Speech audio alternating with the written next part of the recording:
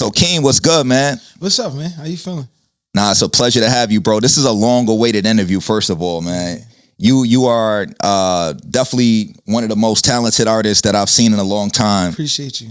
Appreciate you. The creativity. Like, I remember, the first time I remember seeing you perform, right? I'm trying to think of, what was that? It might have been that venue that was on the north side. I don't know if you remember. I'm talking about, like, upstairs. There was a gym. House? Yeah. Alien Opera House? That ain't the first time, though, I don't think. No? I just remember, seeing you hop out, bro, and you had, like, the hat on. Oh, you talk. Okay, so that show was the Halloween glow party that Cater did. I'm my Grizzly. He put that together with a few of us, and that was I tried to repeat it again, but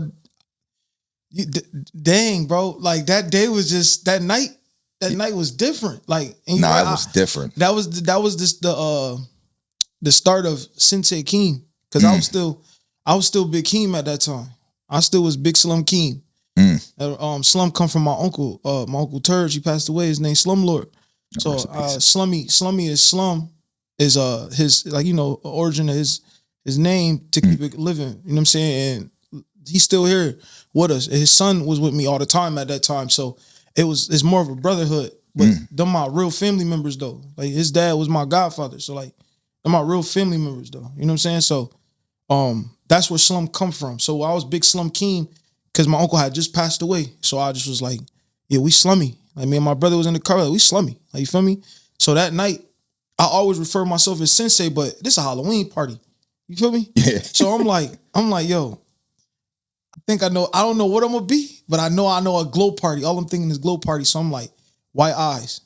You feel me? White eyes. I know I want my Johns to glow. But I'm like, man, Black Raiden. Now I'm about to tell you something. I don't mean to talk too much, but no. That's what we do it. So listen. So I got all of these names that I say now that night. I came in as Big Slim Keem and left out as Black Raiden. That's no crazy. Funny. Like, that's crazy. Yo, so I came. I got my hat, got my mask, the mask, all of that stuff came out of idea. You know what I'm saying? It was just like, oh, it's a glow party. I know this mask gonna pop in the glow light, the black light. You know what I'm saying? So I put my outfit on. I got my tight t-shirt on, all that. You know what I'm saying? And I walk in. You feel me? And everybody like, yo, is that Keem? Yo, Sensei, yo, Slum God. Oh, all right. Yo, you like Black Raiden, yo. Like, I'm like, all right. Like, you know what I'm saying? I'm soaking this shit up. They like, yo, you look electric. Like, I'm like, yo, bro. They like, we know you about to turn the energy that they listen. Shout out to all the artists that night. Shout out to all the people that came out that night. My family members was in there. You feel me? My auntie who raised me, she was in there screaming my song. Like, yo, bro, it was so many people in that room, bro. That was the most epic night I ever had in my life in Syracuse. The closest thing to it I would have thought it would have been was Upstate Heat. Because Upstate Heat was one of the littest local shows in the city at the time that I came out in 2016. Shout out Unique.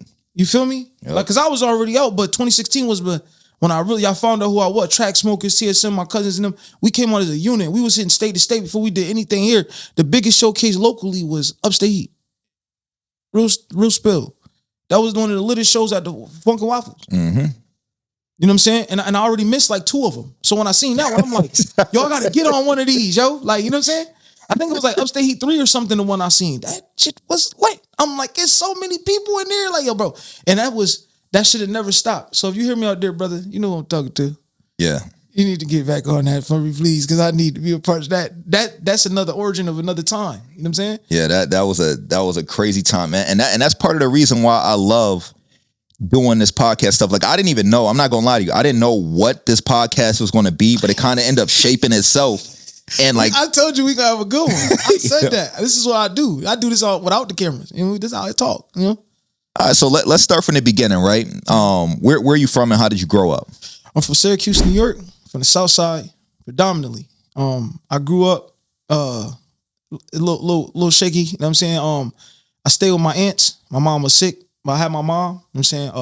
I know my dad. Me and my dad got a good relationship, but he was locked up a lot. So I was always with my mom. My mom had lupus, so I was taking care of her. So I grew up taking care of my mom from the age of like 4 to the time she passed at 9. You feel me? So I still, my auntie raised me. My grannies raised me. All my mom's sisters, they all raised me. My grandmas raised me. My uncles raised me. My family, my village raised me. You know, it's not, I ain't gonna sit here act like it was all good, but it was more good than the bad. You feel what I'm saying? So that's what molded me into the person I am today with all my morals and stuff, because I watched what was around me. So my village raised me because my parents weren't able to. You feel me? Did you grow up like struggling or because of that? Hell no. Not? Man, I was golden child. I was Becky's son. I was Pee Wee's son. My mother wasn't supposed to have no kids because of her lupus. Wow. So when I was born, it was a gift. It was a miracle. You feel what I'm saying? So yeah. I was really praised when I was growing up. That's why people be saying the thing they say about me, because I was raised off love. You feel me? I really was raised off of care. My family showed what love was, but when you're young, you still innocent. You don't see the other stuff behind it. So you don't find the other stuff till you get older. You know what I'm saying? Then you be like, dang, I'm glad that I got a chance to experience the love though, because my other little cousins don't know what that feel like. Yeah. So I got to show them through me by treating them a certain way. When this generation of youngins act out, I got to tell them like, look, this how you got to think about it too. You know what I'm saying? Or feel about it this way, because that way right there might lead to a storm. You don't want to walk a storm into a storm. It causes a natural disaster. So you feel me? Yeah. So like, yeah, my upbringing come from my family. For real, all of them. I got cousins that I admired and that I looked up to, sports. Some of them outside. My uncles taught me, they dropped jewels, and I picked them up. You feel me? So my aunt raised me to the best ability she can as a woman to be a man. You feel me? So, but I learned how to be a man through outside. How were you in school? I was smart though. Don't get it twisted. But if you know me, you know I was a class clown. I couldn't stop talking. I was always in the hallways in high school, stuff like that. But I was a good kid, man. I was being a kid, bro. I was being a young man learning life. But I was always in the hallways. And high school, I got most talkative. It was between most talkative and class clown. I got most talkative in the yearbook. But my teachers loved me. I used to message the teachers. I was a good dude, bro. I had my moments where I didn't care, and then I had my moments where I did. And that's when I had, like, towards the end of the year, I had to buckle down. And I was like, all right, I'm trying to graduate. And I graduated. But yeah, school was cool. I went to Danforth. I went to elementary school, middle school. I went to Salve for middle school from 8th grade. And then 9th grade, 10th grade, I went to Salve High School. That was a whole nother frequency for me. It was a whole nother, I came in there sore thumb, you know what I'm saying? But I met some good people in there, you feel me? And I started to adapt. Then I came back to the city schools. I went to Corcoran. I graduated from Corcoran. Okay. Feel me? But when I went to Corcoran, that's when my life kind of started taking a turn and started getting into stuff and all that, you know what I'm saying? And yeah, it kind of turned me to somebody else. So at what age did you start getting into music or see that you had a talent in it? So my family is a choir itself. My mom, dad's side, the Miller side. My grandfather was a pastor. Both my great grandfather and my great grandfather were pastors and ministers. You feel me? My grandma's in the ministers. Feel me? So my family sung as a choir. It's like 11 of them.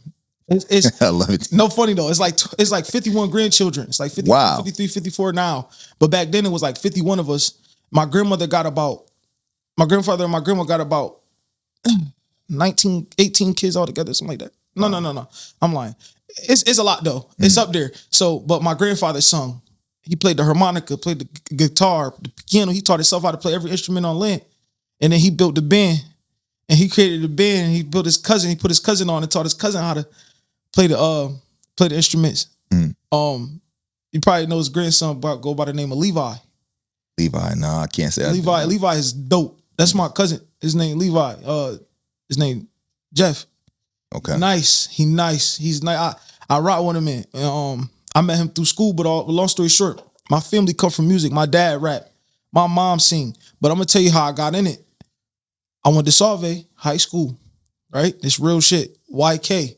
I don't know if you know YK, but that's young Cam. YK. He was in 9th grade with me in Salve, and we became cool. We became close. I don't know how, but I was just always ribbing. So I think I had them laughing so much that we just ended up gravitating to each other. You know what I'm saying? Him and my cousin Dev.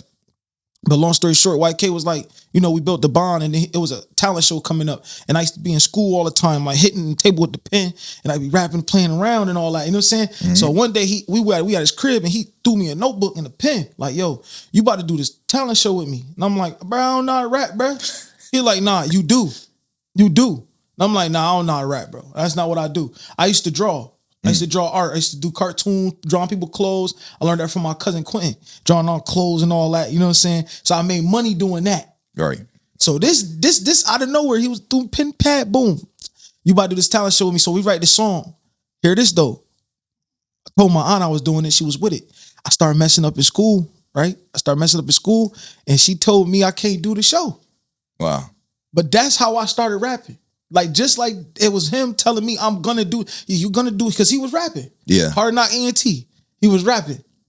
And he was like, you're gonna do this song with me because you got a voice. And you sound like you could do something. You be playing around, but I hear something. Then after that, he opened that door for me. When I moved from Solvay back to the South Side, I had ended up linking with some older cats. My homie at the time was hearing my raps that I was writing. He like, yo, you nice for real. Like, you really could spit though. I'm like, you think I'm all right? Doing remixes to old songs, Missy Elliott, Aaliyah, all that. You know how back then when we was doing songs, when we started rapping, we was remixing songs first. You get what I'm saying? So I was doing all the stuff that a lot of people wouldn't do. That was the goal. Try to do a remix that nobody else wouldn't do. I started hitting R&B songs, all types of other stuff. And it was stuff that people wouldn't think about. So then my man's was like, yo, I got a studio for you. I'm going to send you to my boy. So I'm like, all right, now this time I'm outside. I'm outside in the street a little bit. He take me to his neighborhood. I'm at my homie. That's my dog to this day. Razor, or my mother, his name Paisu. That's my brother to this day. He put me in the studio and locked me in, bro. He became my big brother, bro. He showed me how to mix myself down, record myself, how to write my songs and hooks and verses. And yo, bro, now mind you, this all happened within a year. I was 15 when I started. Okay. No. Yep, I was 15 when I started, going on 16. I became a full-blown rapper by 17. You feel me? And my boy Razor showed me how to get down in the studio. He would leave me in his crib for hours. And I was like, where he at? Bro? I'm just in there, you know what I'm saying? I have my little weed, you know what I'm saying? Yeah. And I'm vibing. But I was a whole nother kid at that time, bro. So like I was off of other stuff that helped me get my creative motion. Like, you know what I'm saying? I was popping pills and all that, bro. So I was like, I was adventuring off into somewhere. Right. I wasn't even rapping like I was rapping now. I was rapping about craters and stars and planets, and I was being creative though. It didn't sound like no hood rapper, and I come from trenches, so it's like, ain't no hood rapper though. This sound like some Pharrell and them, like, you know what I'm saying, kind of vibe, but different. Lil Wayne and them, when he was talking about being a Martian, we was called Martian. You feel what I'm saying? It was Martian music. You feel me? Yeah. So I was trying to correlate with the name. Right. So I was calling myself. They called me Problem. That was my name at first. Okay. But I came in the door as Tricks. The Tricks Bunny from the series. From the series, yeah. I used to draw. So I used to draw the Tricks Bunny on all my clothes in high school, and they used to call me Tricks. That was my first rap name. That's dope. That was my first rap name. Because that's when Gucci and them came out with the Bart Simpson chains. Yep. And all that. So I had him like, I gotta get a character. So it was Tricks first, but now my character now is Oscar the Grouch. That's my dog. I understood him more than I understood anybody else that I watched growing up. Oscar the Grouch, because he only want to do is stay in his kid, and he cool with who he cool with. I got it tatted. I'm telling you, I got it tatted. He get away from my kid. Right. But he ain't doing that to Big Bird and Elmo and them. Them his homies. Like, he ain't doing that to the homies. Right. He's like, I don't want no problem. I'm just doing me. In the crib. I'm going to chill, do my own thing. Then when you go in this camp, what he doing? He in there dancing, frolicking around and all that. He like his own company. That's me, bro. Yeah, he definitely be in his own world, man. I can't even knock. But nah, not to veer off, but that's how I really got it. It kind of like gradually built itself. I didn't ask for it. It landed in my hands. I promise you. And music been around me all my life. It just landed in my hand. And then I got better. And when I was 16, they was telling me, at 21, you're going to be fired. At 21, you're going to be fired. They kept saying that. At 21, you're going to be fired. I'm 16, 17. These cats 23, 24, 25, 26. I'm with them every day like I'm a grown man. You feel me? Feel me? They was teaching me how to do music and some more. You feel me? So that's how we here today. Started off as Problem, man. And then when my original name, when I lost touch with my bro, he moved out of state, it came Big Keem, because I wanted to give y'all me. You feel me? I wanted to give y'all who I was. I'm a big dude. My name Hakeem. Cut it short, Keem. My name Big Keem. And you gonna hear me. That's Feel me? fact. I'm a king. I got a song called Royalty. I'm a king. You gonna hear me. You gonna hear what I got to say. No, and like I said, I definitely did going back to that show, bro. Like, you know what? When you were telling your story, I did remember like running into you definitely at Track Smokers. Yeah. We go further. Yeah. So I definitely, but I think that was my first time genuinely like seeing you perform, like because you were with the group. Around, you were with the group, but like you and as an individual, right? That was my first time seeing you perform, bro, and I've never seen nothing like it especially. Like at a venue like that, like I said, everybody was tapped in, everyone was locked in. You, bro, like I said, the hat, like you weren't locked in, bro. You were in character. It was dope, bro. You don't understand. I got clips of that still. That was the best. Yeah, you gonna have to send it. You have to send it so I can add it to the video, bro. We was so lit, bro. It was so fun, bro. I'll never forget the night.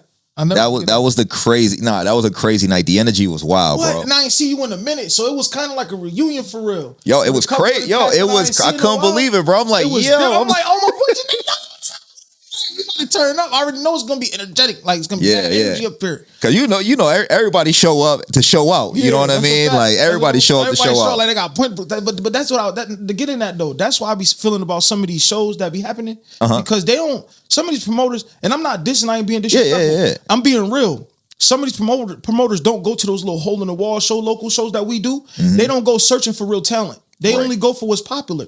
I tell you right now though. You on one of them little hole in the wall shows that y'all be down talking, I promise you'll find a gold mine in there. Yep. You're going to find your diamond. I promise you. They just don't know a lot of people. They introverts like me. I don't go out. I don't party. I don't do none of that because I don't like doing that. You know what I'm saying? I like to be with my family and my friends and be by myself most of the time, me and my dogs. Feel me? That's just me as a human. I don't like going to clubs, but they tell me go out. No, some of us go out to do our music and go home and go to work. And then live our life outside of music because we still got a life to live. Some of us ain't chasing the you know what I'm saying? Right, yeah, we do it for the passion. Some of us ain't chasing that. We chasing something else. There's a purpose behind this. So yeah, I gotta make this money to get where I'm trying to go. Y'all need to tap in with them artists in them local shows and go find your diamond. And that's why I always say too, right? Like, cause I hate when people sit there and be like, oh yeah, and this is no shade to these artists, but it's just how I feel from being locked in. Oh, Post Malone. Oh, he's the biggest artist from Syracuse, or this guy. It's like, yo, you gotta. I've never seen none of them outside in these circuits, bro. Only person I tell you I seen outside of it was Stove God Cooks. Stove God Cooks. Facts. I seen him around. Facts. You feel what I'm saying? I seen Scory around. Facts. Scory used to live right next to my granny crib. I seen Scory around.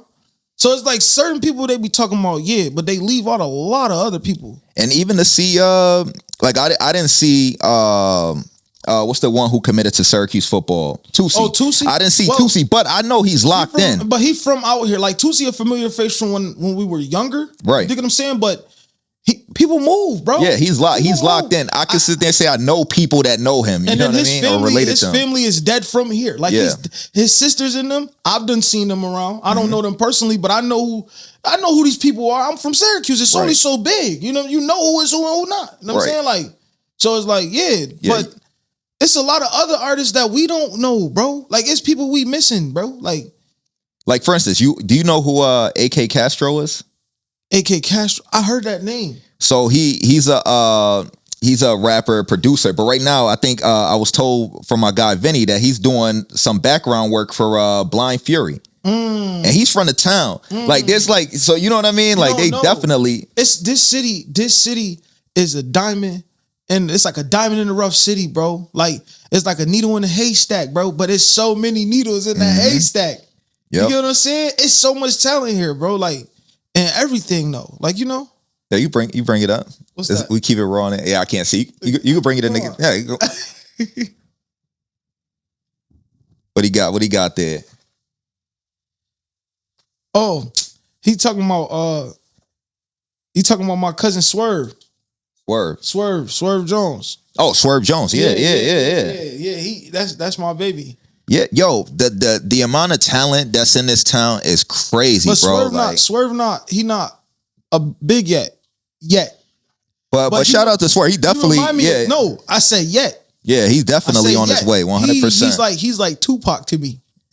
If you pay attention to him, just pay attention to him. Yeah, he's definitely on his way, man. He working right now. Shout out to Swerve. Yeah, the I'm sorry, man. I guess I'm biased, but the best artist that I've seen, I done been all over. Like some of the best artists that I've seen, period, has been in Syracuse, bro. From like you said, that 2016 run, Upstate Heat, where everybody showed out. You had TSM, you had GRR, you had RTE, you had word of my son, Spank. That's my little bro. Shout out to Spank. Shout out to Lev.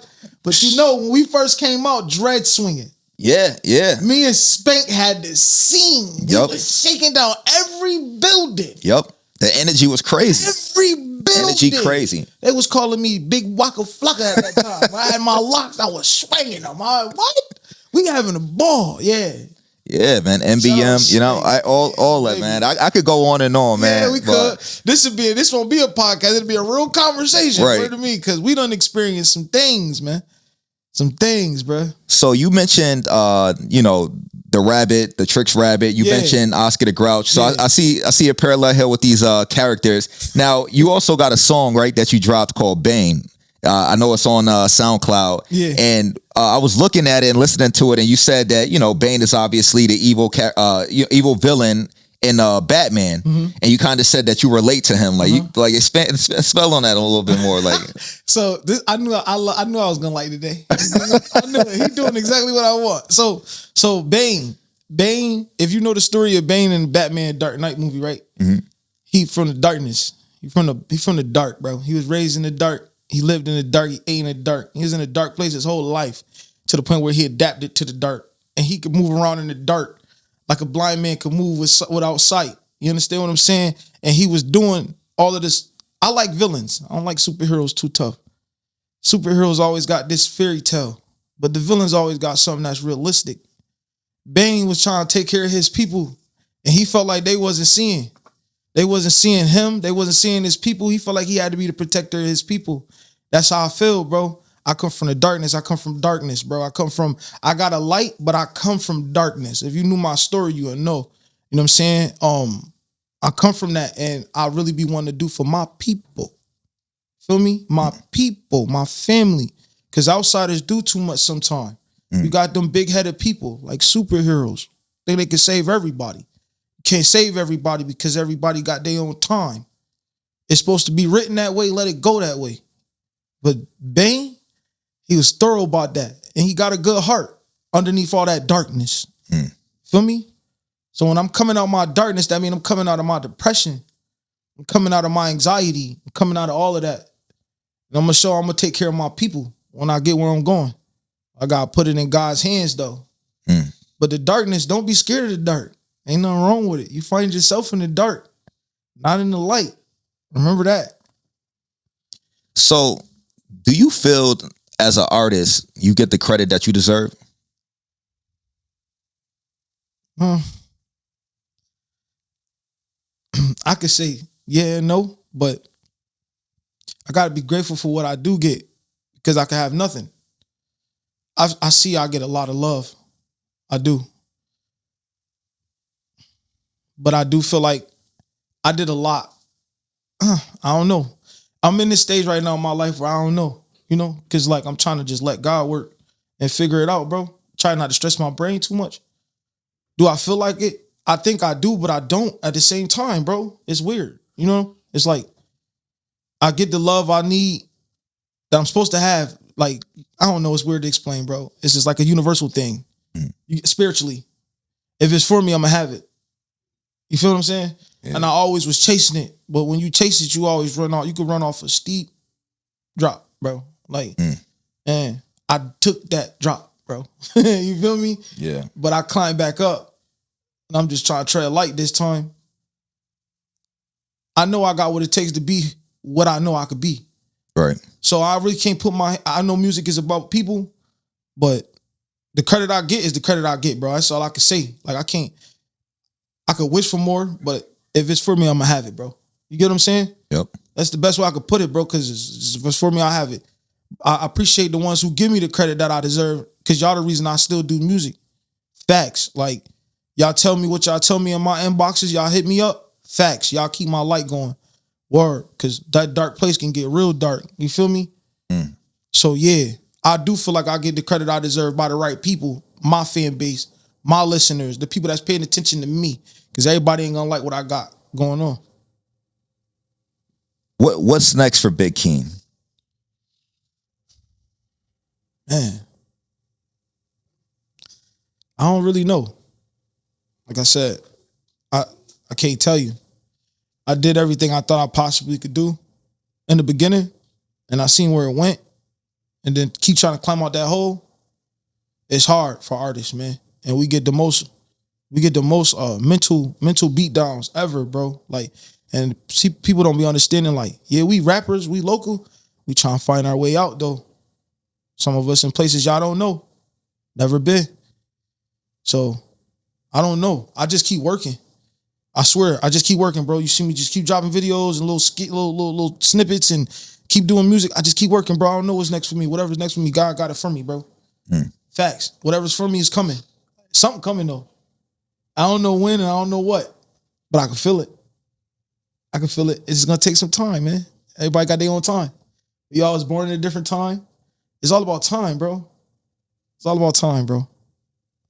Where can the people find your music if they they see this interview and they're like, yo, man, I definitely gotta hear his music, or I want to see what's next for him. You could go on all platforms, type in Sensei Big Keem, SENSEI